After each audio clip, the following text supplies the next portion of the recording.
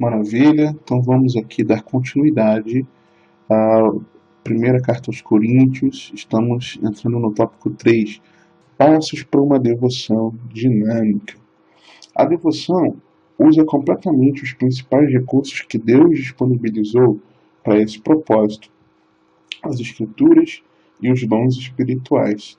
Tanto o Antigo Testamento quanto o Novo Testamento são importantes para o crente.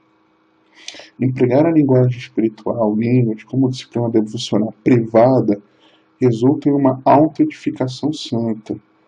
O discípulo piedoso sabe que a mesa do Senhor é um recurso importante para nutrir a vida e crescimento espirituais. Então vamos falar aqui de línguas, não é um estudo a respeito, mas vamos falar sobre isso na aplicação da vida cristã. Vamos falar sobre a mesa do Senhor, a importância. Vamos lá. 1 Coríntios 10, 6 a 12. Ora, estas coisas se tornaram exemplos para nós, a fim de que não cobicemos as coisas más, como eles cobiçaram. Não vos façais, pois, idólatras, como alguns deles, porquanto está escrito: o povo assentou-se para comer e beber, e levantou-se para divertir-se. E não pratiquemos imoralidade, como alguns deles o fizeram, e caíram num só dia 23.000. Não ponhamos o Senhor à prova, como alguns deles já fizeram e pereceram pelas mordeduras das serpentes. Nem murmureis, como alguns deles murmuraram e foram destruídos pelo exterminador. Estas coisas lhes sobrevieram como exemplos e foram escritas para aconteceram com eles para quê? Lhes sobrevieram para quê? Para ser exemplo e escritas para advertência nossa. Para que aquilo está escrito na Bíblia? Para nossa advertência. De nós outros sobre quem os fins dos séculos têm chegado. Então, o que está escrito lá na palavra de Deus no Antigo Testamento, do erro do povo, do que o povo fez, de como deveria ter se portado, para que aquilo está na palavra de Deus? Por que a gente lê aquilo no Pentateuco, por exemplo? Por que nós lemos tudo aquilo? Porque é para nossa advertência. É Paulo que está escrevendo isso. Paulo, o apóstolo Paulo, inspirado pelo Espírito Santo, está escrevendo, Deus falando comigo, com você, de que o Antigo Testamento ele não deve ser ignorado, porque aquilo aconteceu, foi escrito para que eu e você fôssemos advertidos. Eu e você quem? Nós que estamos aqui no fim dos séculos. Está claro isso? Então não despreze o Antigo Testamento. É claro, o que acontece? Só no último versículo, não é aquele pois que pensa estar em pé, veja que não cai. Então, o que acontece?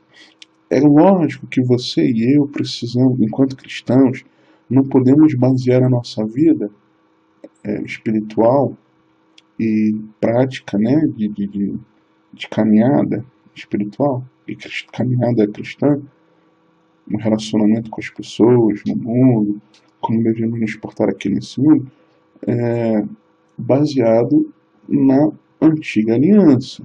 Claro que não. Nós somos cristãos, pequenos cristos, discípulos de Cristo, temos uma vida cristã, uma caminhada cristã sobre os princípios de Jesus Cristo, que é Deus. Então, debaixo de uma nova aliança. Porém, tudo que está lá no Antigo Testamento serve como um ensino e alerta, advertência para nós. Qual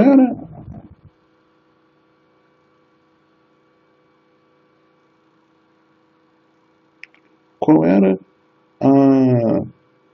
a palavra que Jesus pregava? Qual era a palavra que os apóstolos pregavam?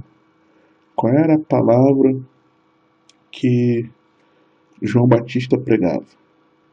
Qual era a palavra que os primeiros cristãos anunciavam, né?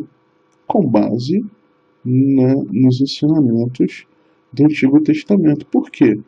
Porque o Antigo Testamento, além desses exemplos de vida, do que é o certo, do que é o errado, eles também eram sombra das coisas futuras. Então, se você for ler de Gênesis a Malaquias, você vai ver, por exemplo, Jesus Cristo ali. Né? Talvez eu grave uma série de vídeos mostrando Jesus em cada livro da Bíblia. Para você ver que até isso nós enxergamos. Então, nós precisamos não desprezar o Antigo Testamento. Nós temos ali, por exemplo, a criação, nós temos ali o princípio, né, da história da humanidade, muita coisa, muita coisa. Então nós não podemos desprezar de forma alguma o Antigo Testamento. Só que a nossa fé não pode ser baseada no Antigo Testamento, né? Pura e simplesmente.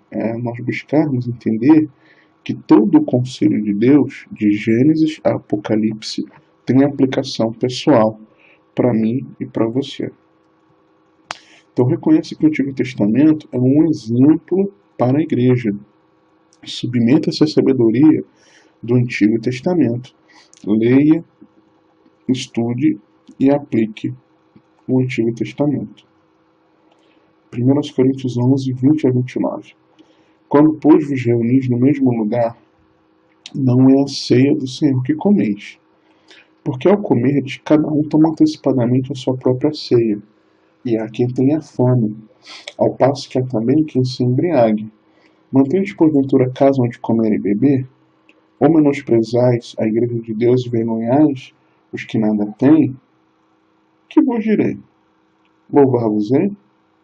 Nisto certamente não vos louvo. Porque eu recebi do Senhor o que também vos entreguei, que o Senhor Jesus, na noite que foi traído, tomou o pão, e tendo dado graças, o partiu e disse: Isto é o meu corpo que é dado por vós. Fazei isto em memória de mim.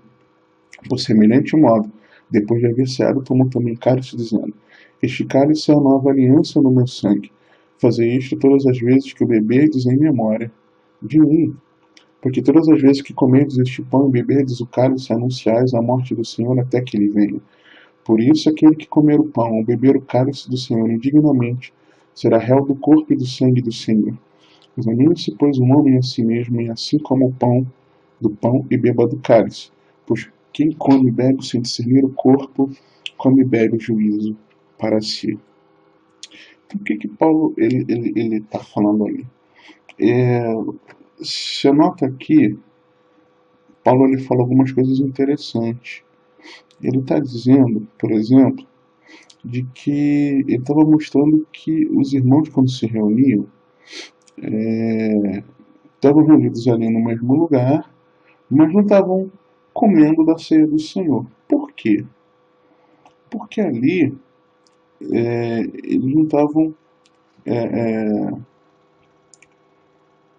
somente fazendo a menção, com foco na menção espiritual da ceia, mas eles estavam tomando aquilo como uma ceia física mesmo, né?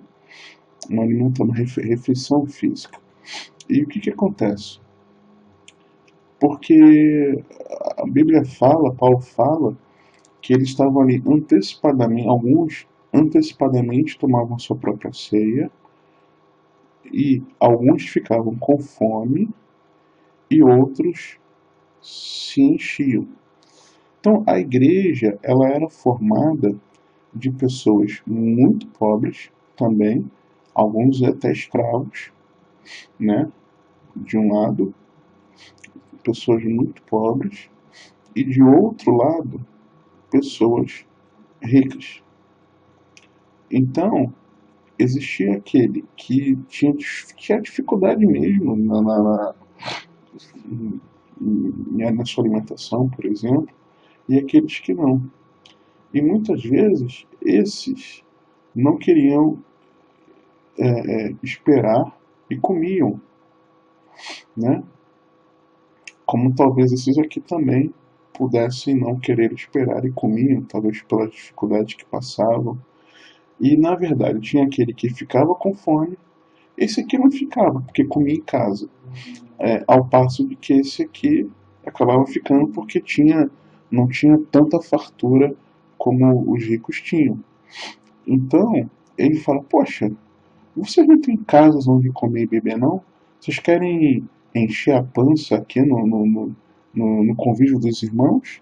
Poxa, você não está vendo que vocês estão menosprezando a igreja de Deus e estão envergonhando os que não têm nada? Né? Não tem, por exemplo, quando você reúne aí os irmãos, talvez aconteça isso na sua igreja, você reúne os irmãos no final de alguma ação, de algum encontro que tem, e os irmãos, cada um leva uma coisa, legal, e cada um leva uma coisa, e sempre tem aquele grupinho que come adoidado, come muito, muito, muito, enche a pança, e aquele outro, às vezes, que está cuidando de algum outro assunto ali da congregação, quando chega à mesa para comer já não tem quase nada. É exatamente isso que acontecia, mas na ceia do Senhor. Então Paulo está falando: poxa, vocês, primeiro, vocês não estão participando da ceia do Senhor. Por quê? Porque vocês estão fazendo isso de um banquete físico e desprezando aquele irmão seu que passa fome, que passa necessidade. E aí Paulo já começa falando. E aí ele vai instruindo o que significa verdadeiramente a essência desse momento de ceia, né? Que não era apenas comer um pedaço de pão ali no contexto daquela igreja, não era simplesmente como muitas vezes a ceia do Senhor era em muitas igrejas, de um pedaço de pão e um pouco do suco, né? Do fruto da uva. Não era apenas isso, mas estava inserido nesse contexto. E Paulo, e o foco deles não estava sendo esse. Então Paulo lhe orienta sobre o que era. Olha, é isso, está fazendo em memória, vocês estão valorizando o sacrifício de Cristo quando fazem isso. Então, é assim que acontece.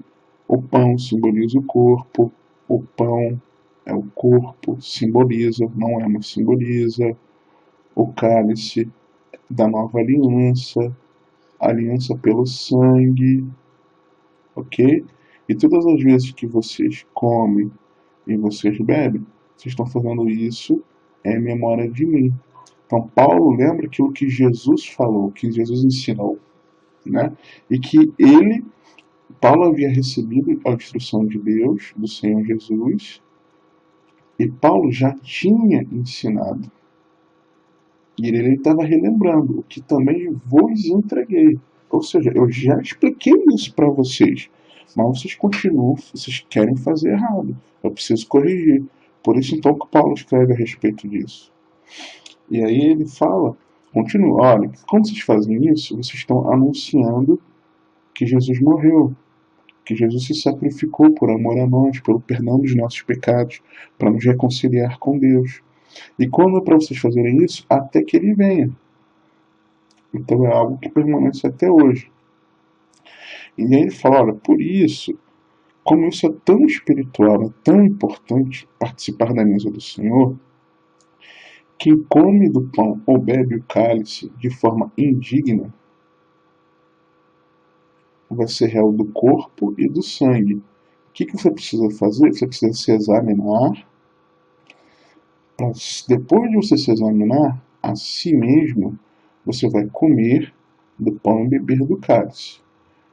Ok? Porque quem come e bebe sem discernir o corpo, sem se analisar, está comendo e bebendo juízo para si. Você vai estar comendo e bebendo condenação para você. E aí, por que Paulo orienta isso? Né? Paulo orienta dessa forma, explica isso, porque muitos, depois no versículo, deixa eu abrir aqui na minha Bíblia, no versículo no versículo 30, isso, no 30 e 31, eis a razão porque há entre vós muitos fracos e doentes, não poucos que dormem. Então Paulo olhando fala, olha, é por isso que tem gente que está doente e por isso que tem gente que morreu. Porque participou da ceia, que é algo altamente espiritual, da mesa do Senhor, que lembra do sacrifício de Jesus, que devemos lembrar até a volta dele. Tem gente que está dormindo e ficando doente por causa disso, que come e bebe indignamente. Porque, aí no 31, porque se não julgássemos a nós mesmos, não seríamos julgados. Mas, quando julgados, somos disciplinados pelo Senhor para não sermos condenados com o mundo. Assim, pois, irmãos meus, quando vos reunis para comer, esperai uns pelos outros. E aí ele continua: se alguém tem fome, come em casa, a fim de não vos reunirdes para juízo. Quando as demais coisas eu as ordenarei, quando for ter convosco. Então, você precisa se analisar. Tem dois extremos. Tem aquela igreja que aquela congregação que qualquer um pode participar da ceia do Senhor e não explica nada. Tem igrejas que proíbem praticamente muitas pessoas de participarem. Só que, o que acontece? Tem que existir um equilíbrio pautado na palavra de Deus. Quem pode participar? Quem é cristão. Isso não tem o menor sentido. Você precisa ser um cristão inserido no corpo da igreja, no contexto da igreja. Você não pode ser alguém familiarizado com o evangelho. Você precisa estar vivendo o evangelho. Você precisa ser um cristão. Então, se você é um cristão inserido no corpo da igreja, se você publicamente confirmou a sua fé no seu batismo, você está inserido no contexto da igreja? Ok. Você não está inserido no contexto da igreja, você vai de vez em quando, você gosta dos louvores, você gosta de vez em quando participar, mas você não está inserido no contexto da igreja, não é para você, ainda. Ainda. E também, se você está andando de forma indigna com aquele que foi alcançado pelo Senhor, alcançado pela salvação, então você também não pode participar. Se você se examinar, você não vai ver. Por exemplo, recentemente, aquilo que eu falei alguns slides atrás sobre casamento, você deve lembrar aí que eu comentei sobre viver em fornicação, né, não ser casado, mas morar junto, ter uma vida conjugal porque mora junto. Lembra que eu comentei sobre pessoas que perguntam, né, a respeito. Recentemente, uma pessoa, uma irmã perguntou, claro que eu não vou, perguntou pela internet, né, claro que eu não vou falar aqui o nome, óbvio que não, mas ela perguntou se qual era o meu entendimento, se ela poderia participar da mesa do Senhor ou não, porque ela morava amigavelmente, né, morava junto com um homem já há vários anos, mas eles nunca se preocuparam em casar. E aí eu mostrei para ela esse texto aqui, e aí eu falei, olha, é por isso que você faz. Quando você faz isso, quando você participa da ceia, eu expliquei para ela, você está fazendo isso porque foi estabelecida uma nova aliança. Essa aliança foi estabelecida pelo sangue de Jesus. O que aconteceu com o sangue de Jesus? Foi derramado na cruz. Então, quando o sangue de Jesus foi derramado na cruz, o corpo de Jesus foi moído, né? O corpo de Jesus foi moído, ele foi açoitado. Lembra disso? Ah, sim. Então, foi furado no lado, e o sangue dele foi derramado. Esse sacrifício é o que faz com que você e eu alcancemos a nossa vida eterna em Deus, a nossa salvação, mediante a nossa fé nisso. Então, se você participa da ceia em memória deste sacrifício, quando você come e bebe de forma indigna, você está você está desvalorizando esse sacrifício. Você não está fazendo memória desse sacrifício do Senhor. Por quê? Porque você, se você olhar para a sua vida, isso que você está fazendo, para você é pecado? Você que vai dizer. Se você entende que fornicação é pecado, e o é, você está andando indignamente. Então, se você está andando indignamente e assim você participar do corpo e do sangue, você está participando indignamente e você vai ser réu do corpo e do sangue. Porque você está mostrando que o sacrifício de Jesus não foi suficiente para perdoar os seus pecados. Tanto é que você não quer abandonar a prática. Então, se você não abandona essa prática e quer permanecer no pecado, é sinal de que para você o sacrifício de Jesus não tem valor. Se tivesse valor, você se arrependeria, confessaria e abandonaria. Então, você está mostrando que para você não é importante. Se não é para importante, por que você está lembrando? Então não tem sentido você participar da mesa do Senhor, porque se você participar e você se examinar, e aí ela entendeu, né, agradeceu e entendeu. Então, nós precisamos comemorar frequentemente a ceia do Senhor, receber a vida de Jesus através da fé e nos aproximarmos da comunhão com humildade e purificado através da confissão dos pecados, certo? 1 Coríntios 14, 13 a 22. Pelo que o que fala em outra língua deve orar para que a possa interpretar. Porque se eu orar em outra língua, o meu espírito ora de fato, mas a minha mente fica infrutífera.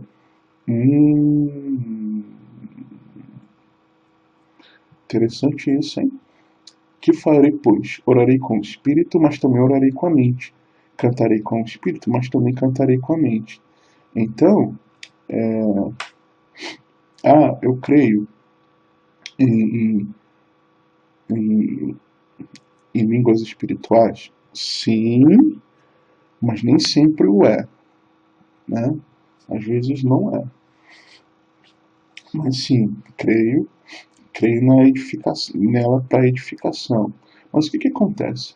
Se você simplesmente ora em outra língua, movido pelo Espírito, né? Pelo Espírito Santo no seu espírito, mas você não simplesmente está brotando ali e a sua mente não está entendendo nada do que está acontecendo, sendo falado, a sua mente fica infrutífera. É a palavra de Deus. Não briga comigo. Eu estou te ensinando a palavra. Que farei, pois? Orarei com o Espírito, mas também orarei com a mente. Então você pode até ser movido pelo Espírito Santo a você a orar no Espírito, em outras línguas, ou cantar, né, cânticos espirituais. Só que você vai fazer isso sempre com a mente. Por mais que é como se você tivesse, por exemplo, você está orando, está numa oração de ação de graças, por tudo aquilo que Deus está fazendo pela sua vida. E aí então você é movido pelo Espírito Santo no teu espírito a você começar a orar em línguas. E quando você começa a orar em línguas, aquilo que você estava orando com a sua mente vai cessar? Não, vai permanecer. Só que aí, ao invés de você estar falando o teu idioma, né, a nossa língua portuguesa, você vai estar orando com o espírito, né, numa língua espiritual, digamos assim. Só que você ainda assim permanece entendendo o que você está orando. Mesma coisa, cântico. Você está cantando, louvando ao Senhor, você sabe o que você está falando e de repente você é movido pelo Espírito Santo e começa a entoar cânticos com línguas espirituais. Só que você, por mais que diretamente você não entendesse ali, Porém, você precisa permanecer na sua mente sabendo quais as palavras que estão sendo ditas.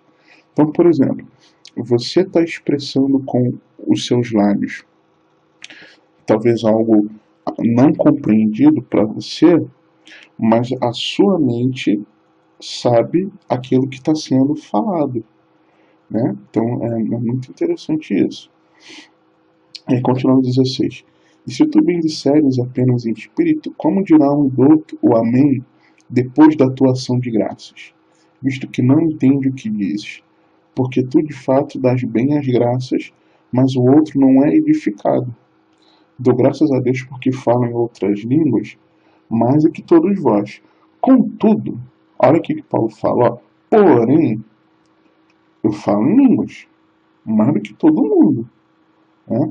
Não pensa que eu não falo. Porém, eu prefiro falar na igreja 5 palavras com meu entendimento para instruir outros a falar 10.000 palavras em outra língua. Irmãos, não sejais meninos no juízo, na malícia. Sim, sede crianças. Quanto ao juízo, sede homens amadurecidos. Na lei está escrito: falarei a este povo por homens de outras línguas e por lábios de outros povos, e nem assim me ouvirão, diz o Senhor. De sorte que as línguas constituem um sinal não para os crentes, mas para os incrédulos. Mas a profecia não é para os incrédulos, e sim para os que creem. Então Paulo ele está instruindo, primeiro, que orar em línguas é algo que é para nossa autoedificação. Então, quando você vê, por exemplo, em algumas igrejas aí, cada um ora em línguas, cada um pouquinho, e um volume assim exacerbado, todo mundo ao mesmo tempo, aquela coisa toda, aquela doideira, isso não é bíblico, muito pelo contrário. Paulo ele dá um norte, dá uma centrada no povo em relação a isso.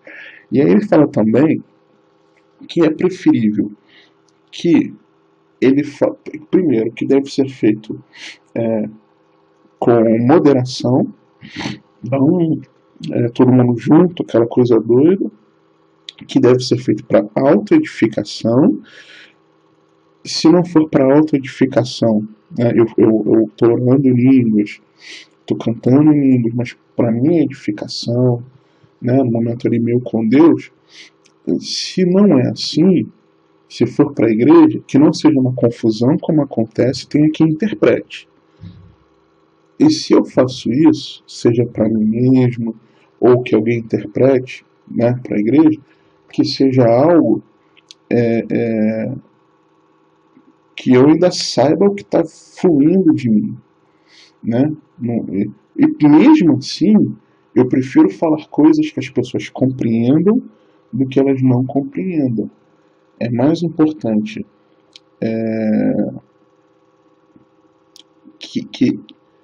que ela fosse algo principalmente para autoedificação. Então, a gente precisa ter muito cuidado com isso. Né? A gente precisa ter muita vigilância em relação a isso. Muito cuidado.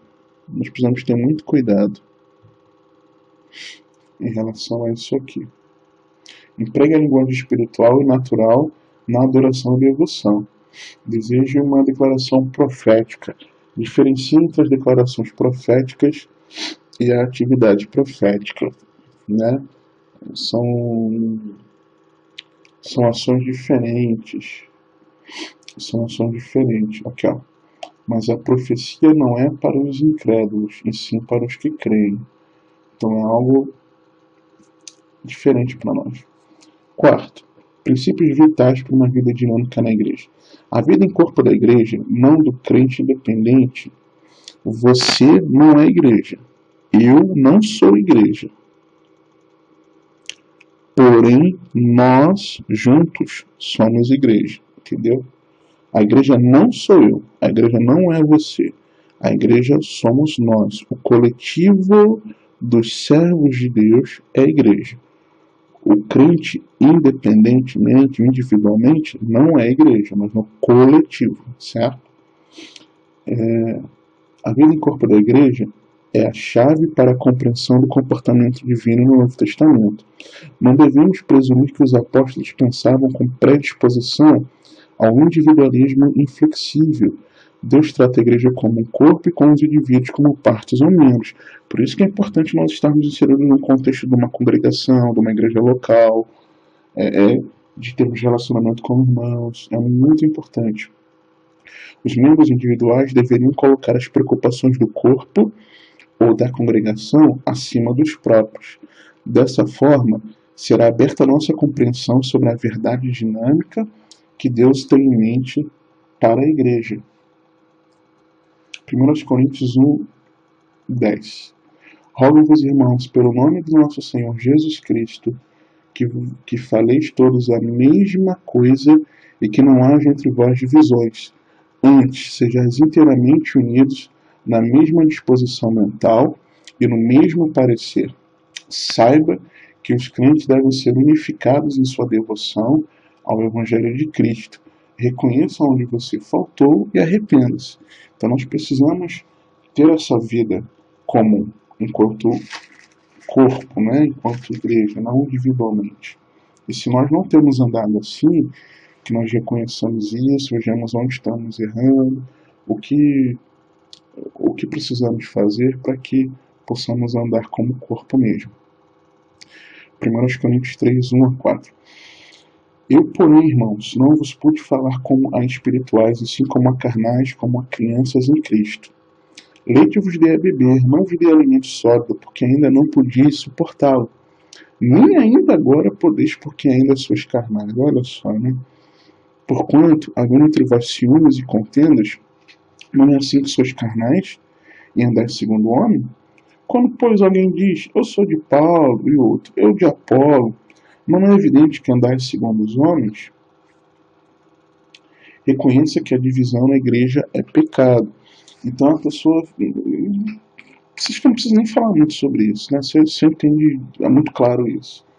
A divisão de você achar que A ou B é melhor, de que gerando essa divisão, questões que dividem ao invés de unir. Por exemplo, aquilo que é essencial, nós não podemos abrir mão. Por exemplo, de que Jesus Cristo é o único meio pelo qual nós somos salvos, a nossa fé no sacrifício dele. E ele é o único mediador entre Deus e os homens. Perfeito. É um ponto de concordância. Olha, eu não concordo que eu entendo que a igreja vai ser arrebatada de forma invisível, vai haver as bodas do Cordeiro e depois vai iniciar a tribulação, a grande tribulação, com os que ficarem aqui, e depois nós viremos visivelmente com Jesus, e então virá o juízo sobre a terra. Um pensa assim, o outro pensa não.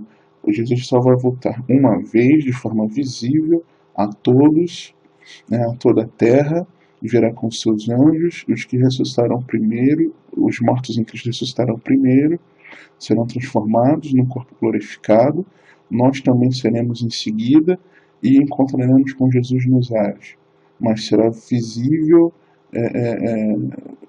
e não vai ter arrebatamento secreto. Um pensa de uma forma e outro de outro, ainda que existam certos perigos, em alguns posicionamentos, todos concordam que seremos arrebatados vivos e os mortos em Cristo ressuscitarão e nos encontraremos com Jesus nos ares. Então, ficar debatendo ou uma visão ou outra não é prudente. E outros temas diversos, por exemplo, e gerando divisão, não é o correto. O que não se pode abrir mão? Da mensagem da salvação.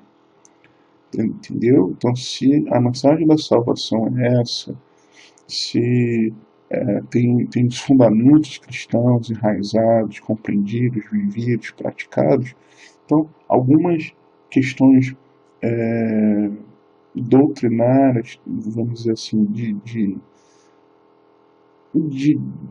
de um cunho, como é que eu posso dizer?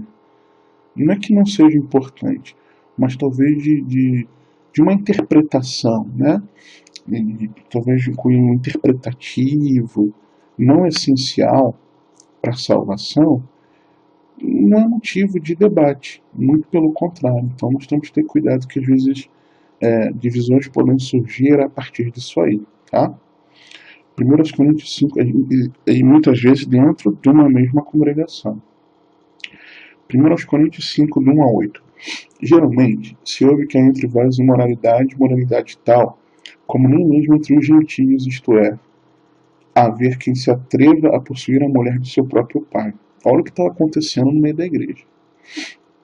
E contudo andais vós ensoberbecidos, não chegastes a lamentar para que fosse tirado do vosso meio que tamanho trás praticou? Eu, na verdade, ainda que ausente em pessoa, mas presente em espírito, já sentenciei, como se estivesse presente, que o autor de tal infâmia seja em nome do Senhor Jesus reunidos, vós e o meu espírito, com o poder de Jesus nosso Senhor, entregue a Satanás para a destruição da carne, a fim de que o espírito seja salvo no dia do Senhor Jesus. Não é boa a vossa jactância. Não sabeis que um pouco de fermento levado da massa toda? Ou seja, estava vendo ali no meio da igreja algo terrível que nem mesmo entre os gentios estava rolando, que era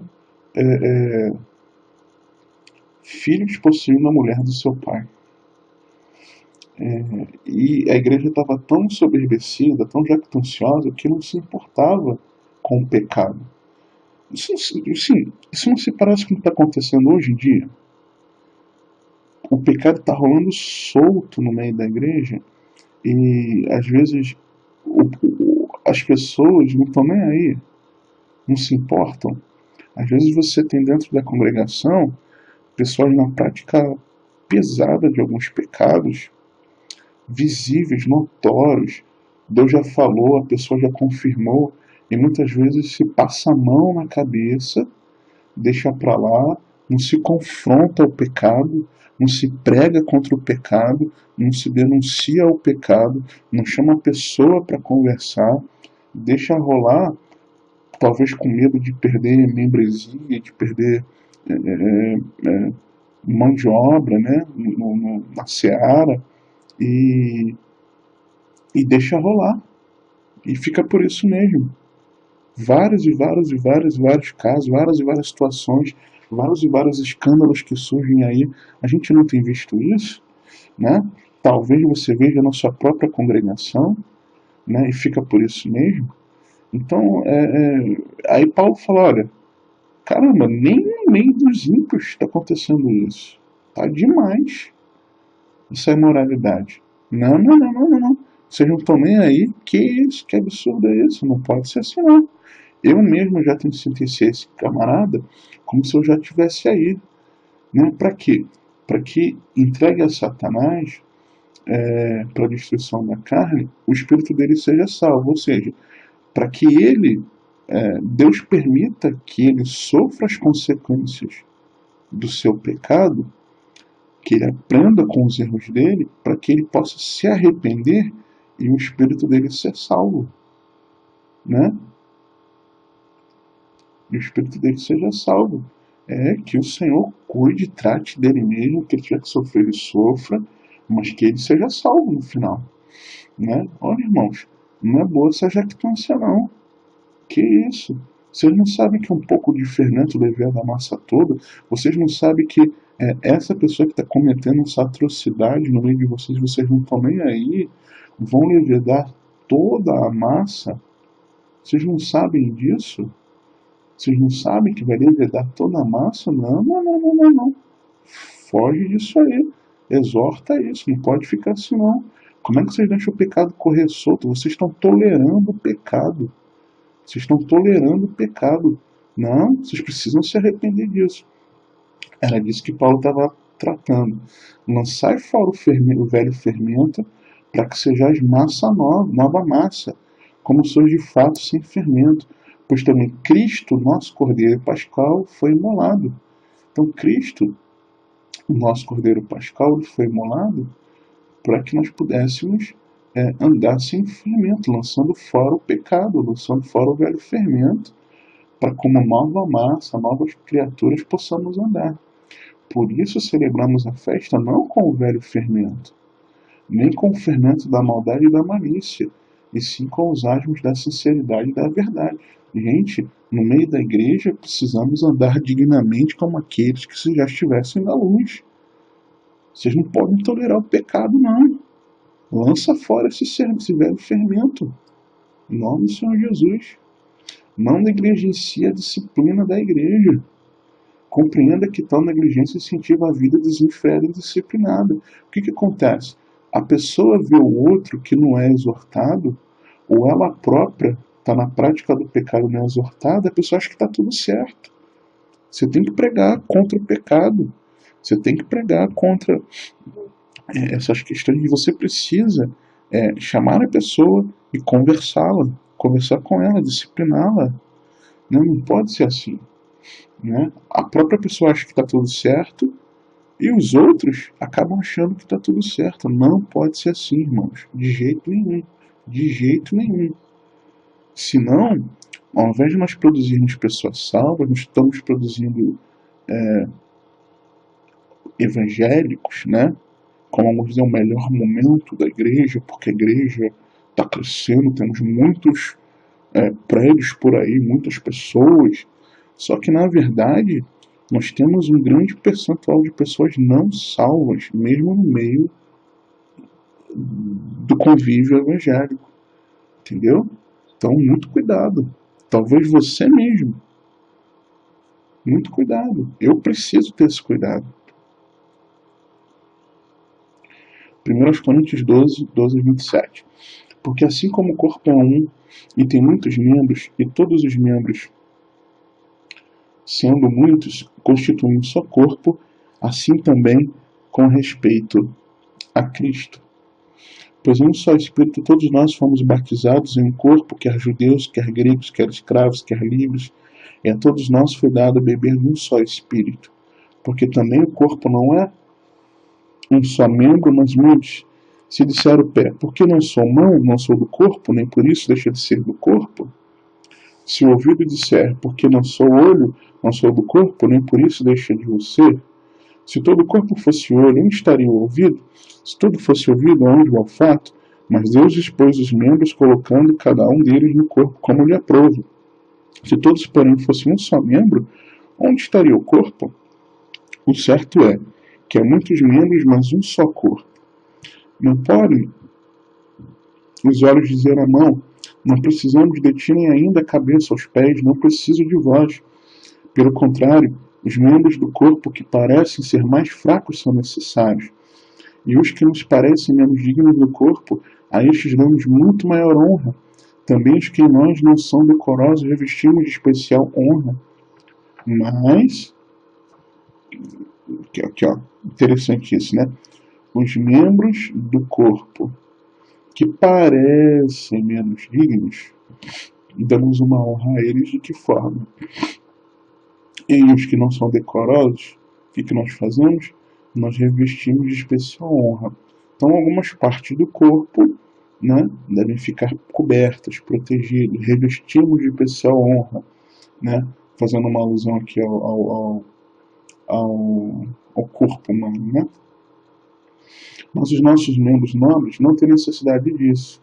Contudo, Deus coordenou o corpo, concedendo muito mais honra àquilo que menos tinha, para que não haja divisão no corpo, pelo contrário, cooperem os membros com igual cuidado em favor uns dos outros. Então eu preciso de você, meu irmão, você precisa de mim, do outro irmão, e uns precisamos dos outros.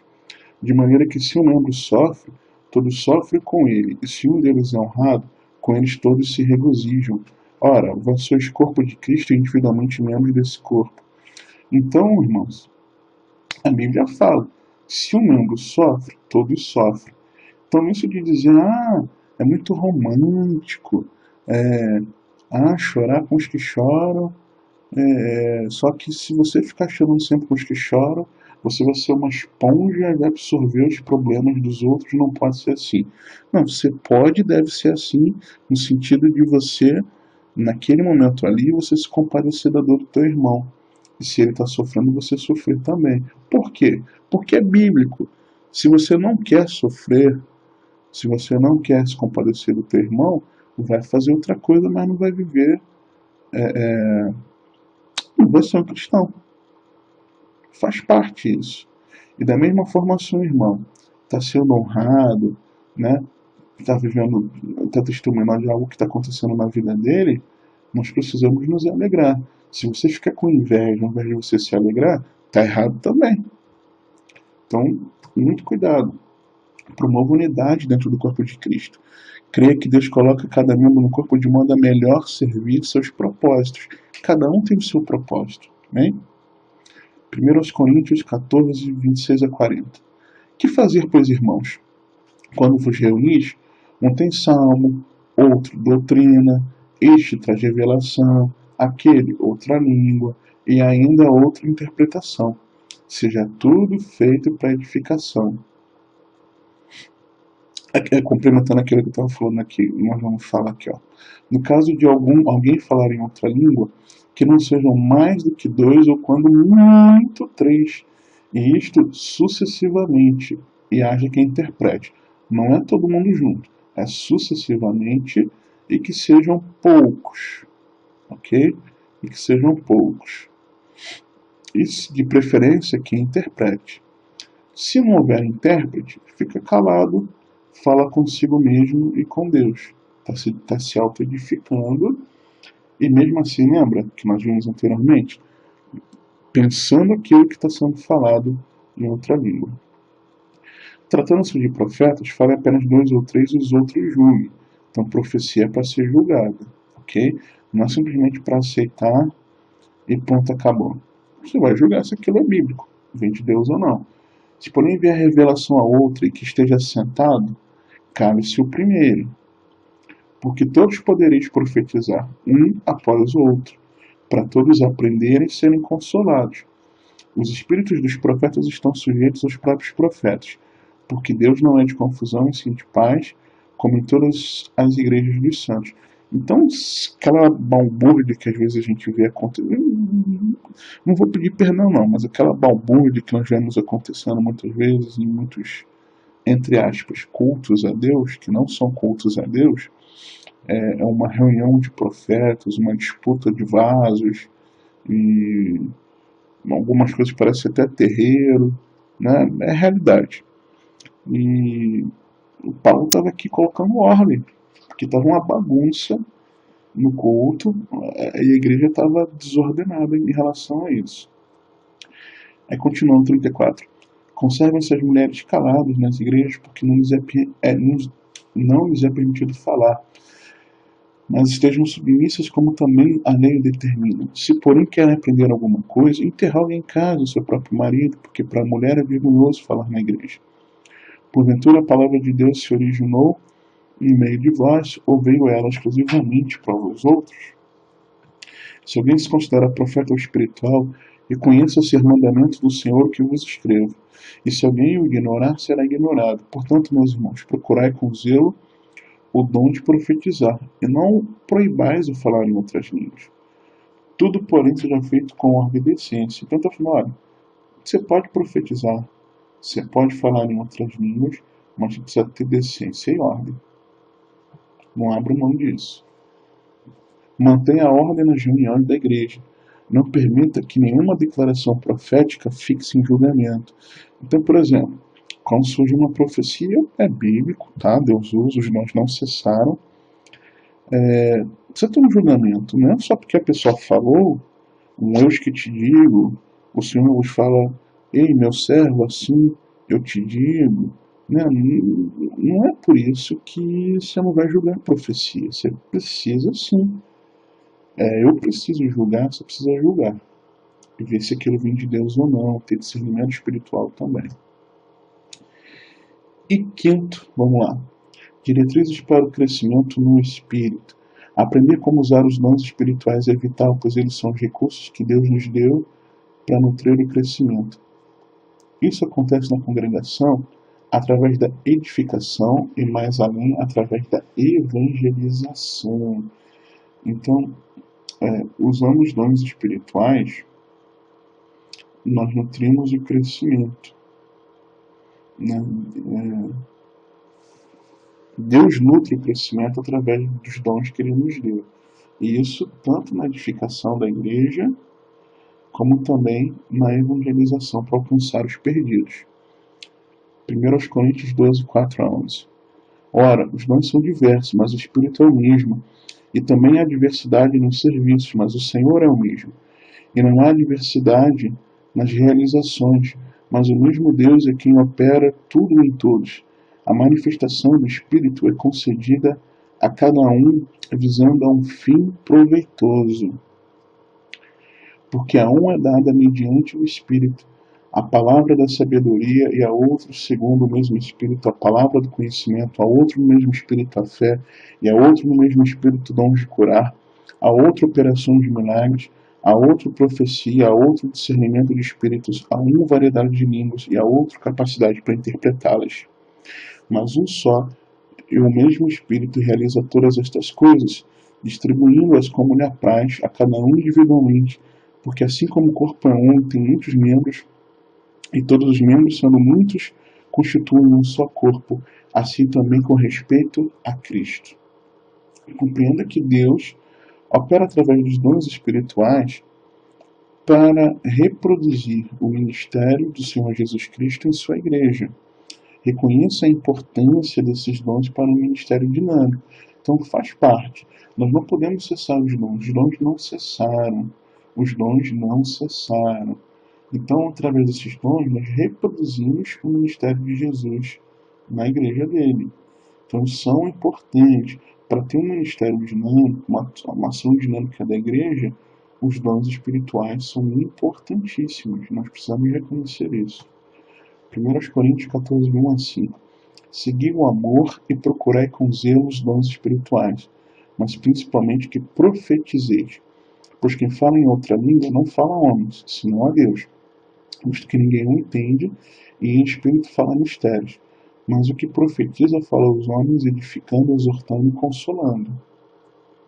O que fala em outra língua, a si mesmo se edifica, mas o que profetiza edifica a igreja. Eu quisera que vós todos falasseis em outras línguas, muito mais, porém, que profetizasseis, pois quem profetiza é superior ao que fala em outras línguas, salvo se as interpretar, para que a igreja receba edificação.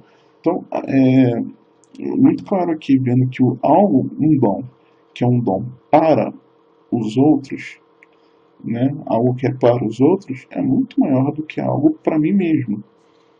Né? Então, aceite a importância das línguas para autoedificação sagrada. Então, é muito importante você viver isso.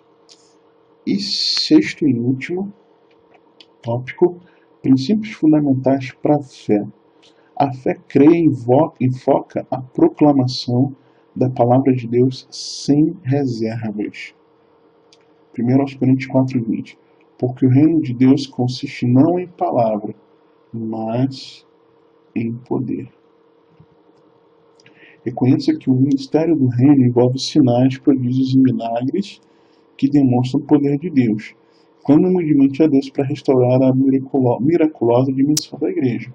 Então, se nós devemos não permitir que cessem os dons, que não cessaram, é natural que nós também desejemos que aconteçam os sinais, os prodígios, né, no nosso meio.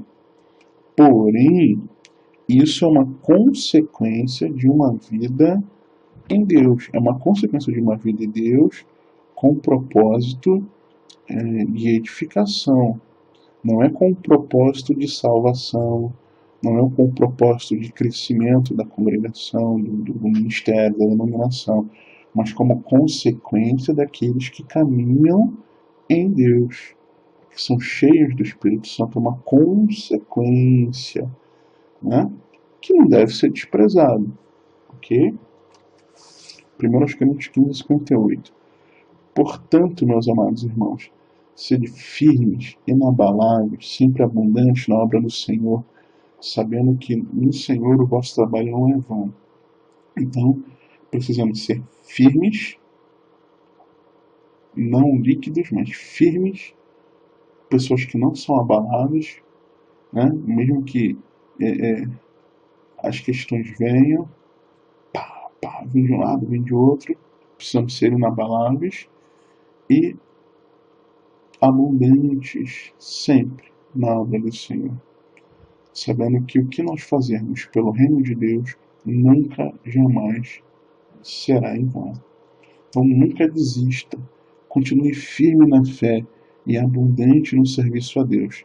Saiba que nada feito em nome de Jesus é em vão. Nada, nada, nada e nada. Amém? E aí? Tudo bem?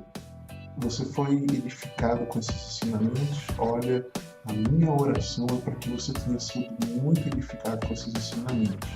E eu quero te entregar alguns presentes. Eu quero te entregar os slides dessa aula que você acabou de assistir e quero também te entregar um guia com 3 passos simples, mas poderosos, que se você praticar na tua vida cristã, vão te ajudar a manter a sua vida espiritual aquecida, renovada. Tudo bem? Como é que você baixa esses presentes? É simples. Você baixa esses presentes clicando aqui, ó, tá vendo? Aparece aqui para você. Baixa os presentes.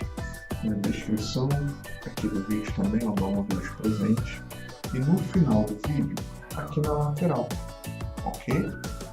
Agora, se você ainda não é assinante do canal, assine o canal. Aqui é o botãozinho para você assinar. E não se esqueça de marcar o sininho. E quando você faz isso, você automaticamente receberia as atualizações. Porém, quero fazer um alerta para você que vai ser um novo assinante ou você que já é um assinante. Não deixe de interagir com o vídeo. Por que eu estou te falando isso? Porque o YouTube hoje em dia, muitas vezes as pessoas são inscritas no canal, as pessoas muitas vezes ativaram o sininho e não estão recebendo as atualizações. Só estão recebendo as atualizações quando elas fazem isso e, além disso, de assinarem e ativar o sino, elas curtem, interagem, comentam, compartilham. Aí sim o YouTube entende que aquele canal é importante para você e quando sai a atualização ele te mostra, né? Então é muito importante que você faça isso, tá certo?